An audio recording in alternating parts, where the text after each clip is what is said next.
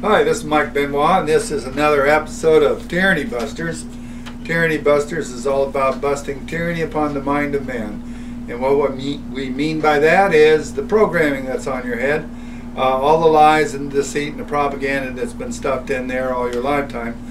This is what we're busting here. And we're looking at, there's two general concepts of what government should be or should be doing. And then there's all kinds of different ideologies on different types of government. You know, the monarchy, the dictatorship, democracy, plutocracy, aristocracy, etc., etc. But then in two veins you might look at government and the people in this country and what people think government's purpose in this country should be. You got two camps on that.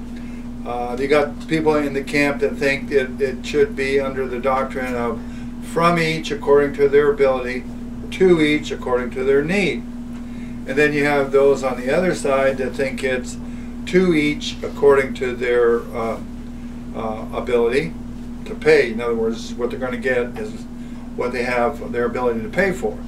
And then from each according to their willingness to produce. So that paradigm is a little different than to each according to their need. If they need, they should have it. If they can produce, they should give it up because you know, they have it and they're producing a lot. So I want to talk about a conversion that I've had recently from believing in the philosophy of government, that government should secure our rights, to a shift where government should provide for us.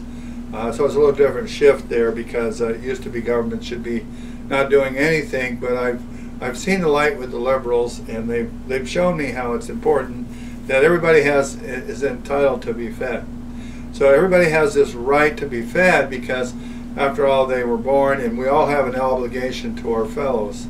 So if somebody's hungry, then they should be fed, and if they can't or don't want to work, that shouldn't be the requirement to feed them, because after all, they have an inalienable right to life. So, and there's only one way that this will work properly, is if the government does the controlling of the production and the distribution. So, and that same thing goes for housing. You know, somebody has a right to life, they have a right to be housed. It just makes sense that you got to provide the means. You can't just have a right without providing the means. And of course, if they need transportation to go anywhere, to go to the beach, to go to a movie, to go see their mom and dad, or go on a vacation, everybody has an inalienable right to travel. So how can you exercise this right unless somebody provides it for them? And of course, there's water, jobs. Well, you know, they have an inalienable right to a job too, and no matter how, even if they're not producing up to the snuff of the employer, they have a right to that job, and the employer has no right to get rid of them and tell them that they can't have that job. Money, of course they need to have money to buy necessities and a little bit of luxury for mental health, for, you know, for well-being. This is something that they have to do. And well, what else can we think of? Of course, health care. Health care is a right, and it should be free. So all these things should be free, but my old ways keep thinking I got to go back to explaining why these things, they're not free, that somebody has to pay for them. And so, but you know, just imagine if you're in a family and there's two kids working, and, or well, no, there's two kids and only one kid works, and mom and dad, you know, got to pay the kid for working. They sit down and say, okay, here's your money, Johnny, and they give half of the money that they promised Johnny, and he says, where's the other half? Oh, we have to give it to your brother because he has needs too. Johnny said, well, he didn't work. Yeah, but he has needs, so we have to give it to him. And so this is the system that the liberals would like us to have, and I'm kind of thinking that I might want to go that way. My assistant, Al, he didn't want me to get into this area, but I just feel compelled to. When people, you know, if they're lonely, they need a partner in life, they are entitled to this by, you know, by nature, because, you know, God put in us, or nature put in us, this desire to recreate or procreate. And so under a fair system, everybody would have a partner, and the government should make sure that you're set up with a partner to satisfy whatever physical, emotional, and sexual needs you might have. And so if you're going to have this kind of system, you got to go all the way with it. You can't just go partially and say, oh well, we'll give you this thing that you need to have to make your life fulfilled, but we won't give you this. You got to be consistent. So either government's going to provide all the good things that you need: healthcare, food, shelter, vacation, movie tickets, baseball tickets, mental health counseling, whatever you might need. Government should provide that, and of course take it from people who got more than they need, way more than they need, and give it to those that don't have it. Or you're going to have a system that says, you know what, government is just supposed to be there to deal with issues that people have with one another and help them solve the disputes and help mediate through the disputes, and then deal with those bad guys that have caused harm to other people. And so just kind of pluck that out of the system. And yes, do something when people want to talk about the general welfare in the Constitution. The general welfare doesn't really mean to give everybody everything they need. For example, there are cases, and it kind of even goes against the libertarian grain a little bit, where if you build a dam, and the dam provides electricity and water for a huge area of land or a huge portion of the state, that could be construed as general welfare, but it's not like that money comes from somebody that isn't getting the services.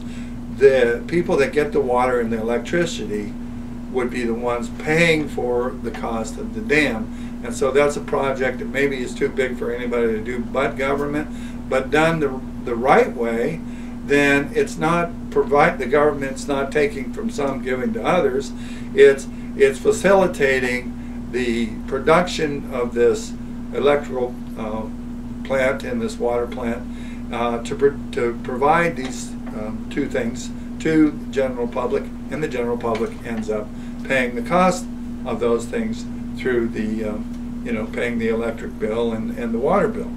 So if you want to talk about the general welfare clause of the Constitution, that was the basic intent: providing a military that would protect the 13 original states, would be a provision covered under the general welfare clause of the Constitution. Not that the government thinks everybody should have a 50-watt light bulb and say, okay, that's providing for the general welfare of everybody because we're polluting less because we only got a 50-watt light bulb. That kind of logic would travel all the way down to the pike where maybe people should be put in suspended animation or hibernation because they're putting out too much CO2.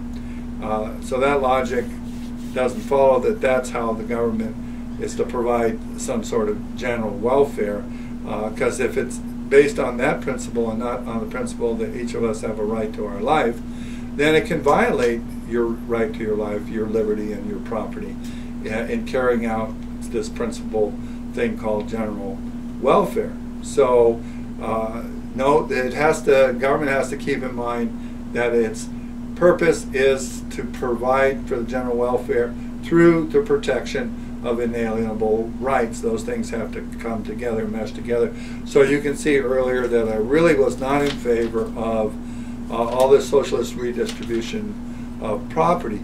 The paradigm that works best is not from each according to their ability, to each according to their need, because what you'll end up with is all these people with needs and very few people with an ability left to satisfy that. But the better principle is to each according to their ability. So if they have the ability to buy all this stuff, they have the ability to buy all that stuff, and then from each, you don't take it from them unless it's according to their willingness. So if they're willing to produce all of this and give it up for those people that have the ability to pay for it, that's the premise of freedom. The opposite premise is a premise of slavery and dependency, and it's sold as a panacea that everybody's going to be taken care of under that premise. But because people only look at the benefit, they don't look at the cost, then that the presumption is, oh, look at the benefit here. They don't add the cost in, which would overall rule it as a negative scenario to operate that way. So for freedom in your lifetime, the libertarian principle, of course, I'm the one that came up with this concept because I looked at Marxism, and I'm not did come up with the concept of libertarianism, but I looked at Marxism and that premise from each according to their ability, to each according to their need, and I looked at the reverse of that. And that's where I come up with the concept, to each according to their ability. So like Bill Gates and Microsoft and all of that, he got a ton of money according to his ability of putting all that together. And it came from our willingness to purchase that stuff. So that's the recipe for prosperity.